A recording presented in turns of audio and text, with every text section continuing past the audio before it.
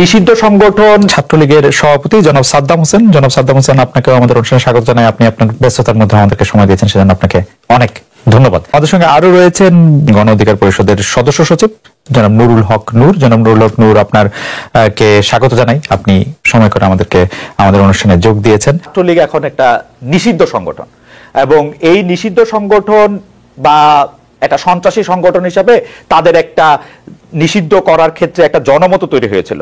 এইটা আপনি কিভাবে দেখেন? এটা প্রথমে আমরা ছাত্রলীগের পক্ষ থেকে সুস্পষ্ট বলেছি যে এটির কোনো যৌক্তিক ভিত্তি, কোনো আইনি ভিত্তি, কোনো নৈতিক ভিত্তি কোনো কিছুই নেই। এজন্য এটিকে আমরা থোড়াই কেয়ার করি, এটিকে আমরা ন্যূনতম অর্থে বড়ও করি না।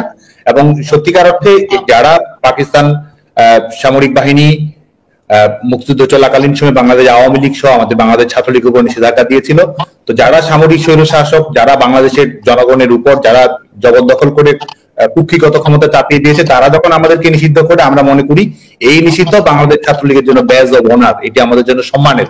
এবং তারা মূলত এটি করেছে, তারা যেটি রিসেট বাটন, যেটি তারা বলেছে যে তারা আমাদের মুক্তিযুদ্ধের অঙ্গীকার, গণতান্ত্রিক অঙ্গীকার সবকিছুকে ধূলিসাৎ করে দিয়ে যেন নতুন করে 24 সালে বাংলাদেশের ইতিহাসে যাত্রা শুরু হচ্ছে, সেটি যে করতে যাচ্ছে, সেই রিসেট বাটন বাস্তবায়ন করার একটি প্রারম্ভিক লক্ষ্য হিসেবে তারা বাংলাদেশ ছাত্রলীগের উপর নিষেধাজ্ঞা জারি করেছে।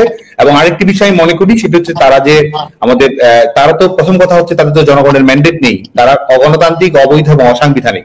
এই অগণতান্ত্রিক শাসন ব্যবস্থার নিরাপত্তা নিশ্চিত করার জন্য তারা বাংলাদেশ ছাত্রলীগের উপর নিষেধাজ্ঞা আরোপ করেছে। এবং আরেকটি বিষয়, এই গণহত্যা, এই যে বিষয়গুলো উঠতে বসতে তারা সবসময় বলছে এই যে হত্যাকাণ্ডগুলো ঘটেছে, এবং আমরা যেটি মনে করি, একটি হচ্ছে যে এটি ফৌজদারি অপরাধ, একটি আইন তদন্তের বিষয়। আমরা যেটি মনে করি সেটা হচ্ছে যে এটি সুস্পষ্টভাবে এই হত্যাকাণ্ডগুলোর সঙ্গে যারা সম্পৃক্ত রয়েছে তারাই আজকে ক্ষমতাসীন রয়েছে, সেই দায়কে আড়াল করার জন্য তারা বাংলাদেশ ছাত্রলীগের পর এই নিষেধাজ্ঞা এই অশুভ অস্ত্রটি প্রয়োগ করেছে বলে মনে করি। যে আকাঙ্ক্ষা নিয়ে আন্দোলন করে শেখ হাসিনার পতন ঘটানো হয়েছে এবং যে আন্দোলনে আসলে সবাই অংশগ্রহণ করেছে, কারণ এই সরকারের পতন, সেই আকাঙ্ক্ষা পূরণে ডক্টর ইউনূসের সরকার, আমরা এটাকে ডক্টর ইউনূসের সরকার বলবো না বৈষম্য বিরোধী ছাত্র আন্দোলনের সরকার বলবো আমি জানি না, কারণ তাদেরই দেখা যাচ্ছে, ডক্টর ইউনূসও বলছেন যে তারাই তাকে চাকরি দিয়েছেন। আপনি কত নম্বর দিবেন? এই সরকার কিন্তু সেটির দালিলিক প্রমাণই রেখেছে। এক হচ্ছে সংবিধান নিয়ে তাদের যে বক্তব্য, আমরা ইতিমধ্যে শুনেছি, রাজনৈতিক মতামতের পার্থক্য থাকতে পারে, গণতান্ত্রিক দুর্বলতা ত্রুটি বিচ্যুতি নিয়ে আলাপ আলোচনা হতে পারে, আমাদেরও ত্রুটি বিচ্যুতি ভুলভ্রান্তি থাকতে পারে, সব বিষয় নিয়ে খোলামেলা আলোচনাকে আমরা স্বাগত জানাই। কিন্তু তারা আজকে যে বিষয়টিকে সামনে রেখে এই রিসেট বাটনের কথা নিয়ে এসেছে এবং তাদের কাজে কর্মে যদি আমরা সেটির প্রতিকায়ন আমরা দেখতে পাই, মুক্তিযুদ্ধের অঙ্গীকার, মুক্তিযোদ্ধাদের প্রতি বাংলাদেশের জনগণের যে সম্মাননা রয়েছে সেটিকে ধূলিসাৎ করা এবং 71 সালকে প্রতিস্থাপিত করার একটি প্রচেষ্টা, এবং আমাদের 71 সালের ব্যাপারে বাংলাদেশের জনগণের যে দৃষ্টিভঙ্গি, সেই দৃষ্টিভঙ্গিকে বদলে দেওয়ার একটি অপচেষ্টা আমরা দেখতে পাচ্ছি। গোটা বাংলাদেশের মানুষের সম্মিলিত যে লক্ষ্যগুলো ছিল, সেটি গণতন্ত্র হোক, সেটি শোষণ মুক্তি হোক, সেটি এক ধরনের ইনক্লুসিভ অন্তর্ভুক্তিমূলক সমাজ ব্যবস্থা প্রতিষ্ঠা হোক, সবকিছুকে আজকে ধূলিসাৎ করার যে প্রয়াস আমরা দেখতে পাচ্ছি। তো সুস্পষ্ট ভাবেই তারা আসলে এটিতে তারা বিশ্বাস করে এবং আমাদের স্বাধীনতার অঙ্গীকারে তারা বিশ্বাস করে না বলে আমি মনে করি। আচ্ছা, আমি প্রশ্নটা করি, থ্যাংক ইউ। আমি প্রশ্নটা করি যে আওয়ামী লীগ সরকার পতনের পর আমরা খেয়াল করেছি যে ছাত্রলীগে থাকা ছাত্র শিবির নেতার আত্মপ্রকাশ ঘটতেছে নানাভাবে, এমনকি জুলাই আন্দোলনের সমন্বয়কও আমরা দেখতে পাচ্ছি যে ছাত্র শিবির নেতা। এই ধরনের কৌশলের কারণে গত 15 বছর শিক্ষা জীবন, ছাত্র রাজনৈতিক কেরিয়ার সবই আপনারা ঠিক রাখতে পেরেছেন, কিন্তু ছাত্রদলের অনেকে শিক্ষা জীবন, কেরিয়ার ধ্বংস হয়ে গেছে বিগত সরকার আওয়ামী লীগ ছাত্রলীগের নিপীড়নের কারণে। অনুপ্রবেশের এই রাজনীতি কি আপনাদের সাংগঠনিক সিদ্ধান্ত হয়েছে নাকি ব্যক্তিগত সিদ্ধান্তে? হ্যাঁ, এই ধরনের কিছু বিচ্যুতি অবশ্যই ঘটেছে এবং যে নামগুলো আসলো তারা বিভিন্ন সময়ে সামাজিক যোগাযোগ মাধ্যমে বাংলাদেশ ছাত্রলীগ সম্পর্কে প্রশস্তিমূলক প্রশংসা করেছে, ছাত্রলীগ কর্মীদের নানাভাবে দৃষ্টি আকর্ষণ করার চেষ্টা করেছে। ছাত্রলীগের সাংগঠনিক কাঠামোতে, যদিও আপনি যে দুজনের নাম বললেন, সাংগঠনিক কাঠামোতে তাদের কোনো অন্তর্ভুক্তি ছিল না। আজকেও আমরা দেখেছি চট্টগ্রাম বিশ্ববিদ্যালয়ে ছাত্র শিবিরের যখন পূর্ণাঙ্গ কমিটি ঘোষিত হয়েছে, সেখানেও আমরা সমন্বয়কদের একটি অংশকে আমরা দেখেছি যে বিভিন্ন জন যারা সমন্বয়ক পদে ছিল তারা ছাত্র শিবিরের পূর্ণাঙ্গ কমিটিতে রয়েছে।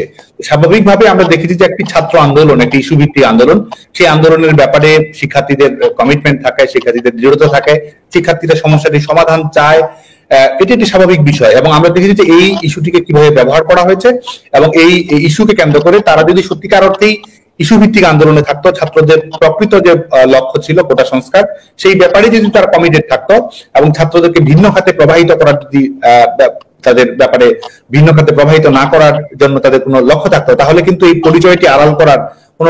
প্রথম কথা হচ্ছে যে এই আমরা কিন্তু এই কোটা ইস্যুর আন্দোলনে বাংলাদেশ ছাত্রলীগও আমাদের জায়গা থেকে আমরা দায়িত্বশীল ভূমিকা পালন করার চেষ্টা করেছি। শিক্ষার্থীরা জানে আজকে বাংলাদেশ ছাত্রলীগ সম্পর্কে যতই এক ধরনের নিষেধাজ্ঞা দেওয়া হোক, বাংলাদেশ ছাত্রলীগ সম্পর্কে যতই প্রোপাগান্ডা পরিচালনা করা হোক, শিক্ষার্থীরা কিন্তু জানে যে কোটা সংস্কারের ব্যাপারে বাংলাদেশ ছাত্রলীগের আন্তরিকতা। বাংলাদেশ ছাত্রলীগ কোটা সংস্কার করার জন্য সংশ্লিষ্ট সকল পক্ষের সঙ্গে কথা বলা, আইনগতভাবে বিষয়টি মোকাবেলা করা, সরকারের কাছে বিষয়টি তুলে ধরা এবং এটির সমাধান নিয়ে আসা। বাংলাদেশ ছাত্রলীগ এটির মধ্যেই সীমাবদ্ধ ছিল, কিন্তু আমরা যেটি দেখতে পেয়েছি এবং আজকে যে যারা স্বীকারোক্তি দিচ্ছে যে আজকে তারা বলছে সশস্ত্র বিপ্লবের জন্য প্রস্তুত ছিল, তারা বলছে তারা এই পুলিশ হত্যা করা, শিক্ষার্থীদের হত্যা করা, এই ধরনের সেন্সিটিভ কিলিং গুলো না হলে তারা এই ধরনের পরিস্থিতি তৈরি করতে পারতো না, এগুলো তারা বলছে। আর আমরা বাংলাদেশ ছাত্রলীগের, কিংবা শুধু বাংলাদেশ ছাত্রলীগ নয়, আমরা যদি বাংলাদেশের ছাত্র রাজনীতি সম্পর্কে যদি আমরা একেবারে বিশদভাবে খেয়াল রাখি, তাহলে দেখবো যে এই যে ইনফ্লুয়েন্স ইন ডিসগাইজ, এক ধরনের অনুপ্রবেশের মাধ্যমে ছদ্মবেশ, এক ধরনের ভিন্ন রূপ ধারণ করে অনুপ্রবেশ ঘটানো, এটি বাংলাদেশ ছাত্রলীগ এটি শিকার হয়েছে। অন্যান্য প্রগতিশীল ছাত্র সংগঠনগুলোর অভ্যন্তরেও কিন্তু এই ধরনের মৌলবাদী সংগঠনগুলোর অনুপ্রবেশ ঘটেছে। শুধু তাই নয়, সামাজিক সাংস্কৃতিক সংগঠনগুলো, বিভিন্ন সমিতিগুলো, এগুলোতেও কিন্তু এদের অনুপ্রবেশকে আমরা দেখেছি। জনাব নুরুল হক নূরের কাছে জানতে চাইবো যে গত 6-7 বছরের হিসাব করলে একক হিসাবে ছাত্রলীগের হাতে মার খেয়েছেন সবচেয়ে বেশি আপনি। 6-7 বছর তাদের নিগ্রহের শিকার হয়েছেন, জীবনের ঝুঁকির মধ্যে পড়েছেন। যারা আপনাকে বিভিন্ন সময় মেরে ফেলতে চেয়েছে, সে ছাত্রলীগ এখন একটা নিষিদ্ধ সংগঠন, এবং এই নিষিদ্ধ সংগঠন বা একটা সন্ত্রাসী সংগঠন হিসাবে তাদের একটা নিষিদ্ধ করার ক্ষেত্রে একটা জনমত তৈরি হয়েছিল। এই নিষিদ্ধের দাবির পক্ষে আপনিও ছিলেন কিনা জনাব নুরুল হক নূর? এখন এখানে গণ অভ্যুত্থানের পরে গণমানুষের এতটা এই আওয়ামী লীগ এবং তার অঙ্গ সংগঠন ছাত্রলীগ, যুবলীগ সহ এই ফ্যাসিবাদের দোসর, তাদের প্রতি ঘৃণা তৈরি হয়েছে, মানুষ আসলে তাদের নামটাও শুনতে চায় না। তো যার ফলে আমরা লক্ষ্য করেছি যে আমাদের নেতা কর্মী সহ বড় একটা অংশের মানুষ, বিভিন্ন রাজনৈতিক দল, তারা বলছে যে যেখানে জার্মানি কিংবা ইটালির মতো দেশে ফ্যাসিবাদের কারণে মুসলিমের পার্টি কিংবা হিটলারের নাৎসি পার্টি নিষিদ্ধ হয়েছে, সেখানে বাংলাদেশে আওয়ামী লীগ এবং আওয়ামী লীগের যে সবচেয়ে সন্ত্রাসী সংগঠন এবং হাতুড়ি হেলমেট বাহিনীর যারা তাণ্ডব চালিয়েছিল এই আন্দোলন সহ গত 1.5 দশকে, সেখানে ছাত্রলীগ এবং যুবলীগ ছিল অগ্রণী ভূমিকায়। তাদেরকে নিষিদ্ধ করা একটা ব্যাপক জন দাবি তৈরি হয়েছে বা দাবি উঠেছে। সেইখানে আমরা যেহেতু রাজনীতি করি, একটা উদীয়মান রাজনৈতিক দলের প্রতিনিধিত্ব করি, কাজে আসলে ওই আপনি যেটা বলছেন, আমরা রাজনৈতিক দল হিসেবে অবশ্যই আমরা সকলের প্রতি সহনশীল, সংখ্যাগরিষ্ঠ মানুষের স্বার্থ চাহিদার পাশাপাশি সংখ্যালঘু মানুষেরও নিরাপত্তা, তাদের স্বার্থ দেখাও রাজনৈতিক দল হিসেবে এবং দেশের একজন সচেতন নাগরিক হিসেবে আমাদের দায়িত্ব এবং কর্তব্য। এই রাজনৈতিক দল সহ বিভিন্ন মানুষের যে দাবিটা উঠেছে যে আওয়ামী লীগ এবং ছাত্রলীগ, যুবলীগকে নিষিদ্ধ করা, আমরা যদি তার বাইরে আসলে অবস্থান নেই, সেক্ষেত্রে আমরা কিন্তু রাজনৈতিক দল হিসেবে জনমত হারাবো এবং বর্তমান সময়ের প্রাসঙ্গিকতা হারাবো। কাজে আমাদের কিন্তু এই জনগণের দাবির সাথে থাকতে হচ্ছে এবং ছাত্রলীগকে তো ইতিমধ্যেই নিষিদ্ধ করেছে।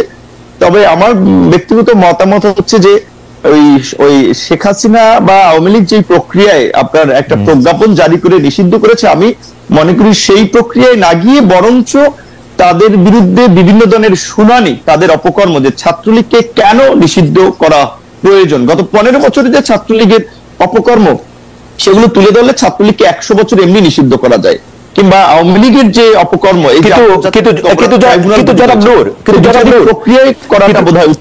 কিন্তু জনাব নূর, প্রজ্ঞাপন করে যদি নিষেধই না করা হবে, তাহলে এই সরকার বা এই সরকারের লোকেরা এত সেন্সিটিভ কেন ওই অঞ্চল, ওই পক্ষের কোন একটা কথা শুনতে?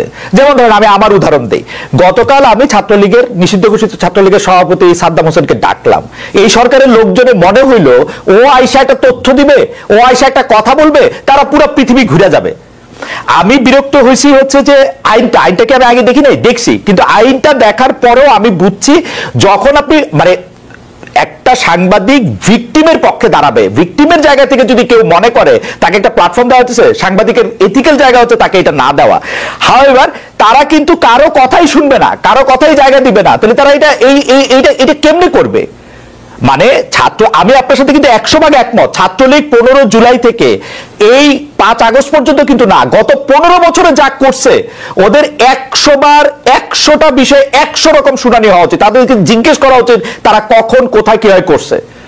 সাদ্দাম হোসেনকে জানতে চাওয়া উচিত যে 5 আগস্ট সে কোথায় ছিল, কেমনে পালাইলো, এটা জানতে চাওয়া উচিত সাদ্দাম হোসেনের কাছে। সেইটা আমি ট্রাই করছিলাম, কিন্তু ওনারা এটা পছন্দ করলো না। আপনারা এটা পছন্দ করলেন, এটা কেন, কারণটা কি?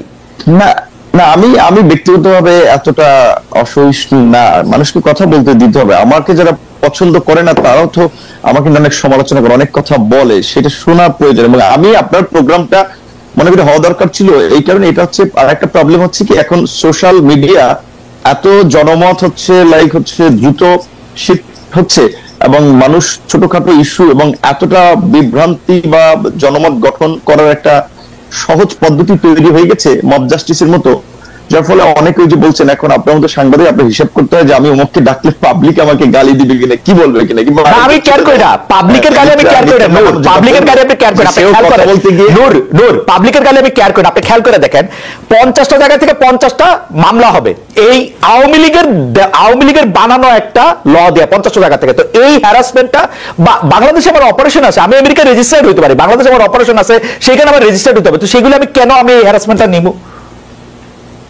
না? এটা এখন সেরকম এখন হইতো কিনা এটা তো আমরা জানি না, আপনিও জানেন না, কারণ এখন তো ওই আগের পলিটিক্যাল গভর্নমেন্টের মতো একেবারেই কোনো পলিটিক্যাল গভর্নমেন্ট না। দ্বিতীয়ত আমরা এই আপনি মামলার কথাটা যেহেতু তুলেছেন, যখন আপনার কিছু সাংবাদিক আসলে যারা সরাসরি ইনভলভ না এই গণহত্যায় কিংবা ঘটনায় সুনির্দিষ্টভাবে, তাদের বিষয়ে আমরা কথা বলেছিলাম যে ব্যবসায়ীকে মামলায় অন্তর্ভুক্ত করেছে। আমরা এরকমও শুনেছি যে সেই ব্যবসায়ীর কাছে মামলার এজাহার নিয়ে গেছে যে আপনাকে মামলার আসামি করা হবে, না হলে টাকা দিতে হবে আমাদেরকে 2 কোটি 5 কোটি।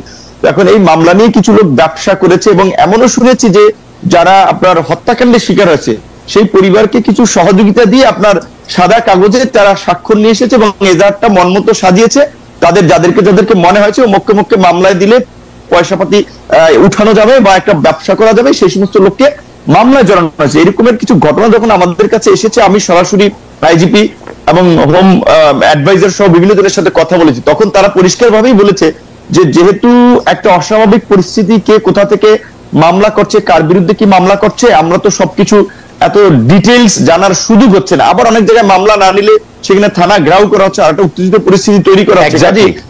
গ্রেপ্তার করলে যাচাই বাছাই করেই গ্রেপ্তার করা হবে। তো সেই ক্ষেত্রে এইটা আমি আপনার সাথে ওইখানে আপনার কথাটার আর কি উত্তর দিচ্ছি যে আগের মতো যে 64 জেলা আপনি কথা বললেই মামলা হবে, এইটা আমি ব্যক্তিগতভাবে মনে করি না। কারণ আপনার অনেক অপোজিশন লেভেলেও আপনার অ্যাকসেপ্টেন্স আছে, ধরেন এর আগে যারা গভর্নমেন্ট ছিল তাদের লেভেলে আমার কথাই হইতেছে না, আমার কথাই হইতেছে না। আমি বলি এটা সেটা তো আমরা দেখেছি, পার্সোনালি ঘটনাকে কেন্দ্র করে মানুষকে জাস্টিফাই করার সুযোগ নাই যে সে একটা অন্যায় করে ফেলছে যা সে ফেসিবাদের দোষর হয়ে যাচ্ছে। এই যে আপনার একটা ট্যাগিং প্রবণতা এটা এখনো আছে, এটা খুব দুঃখজনক।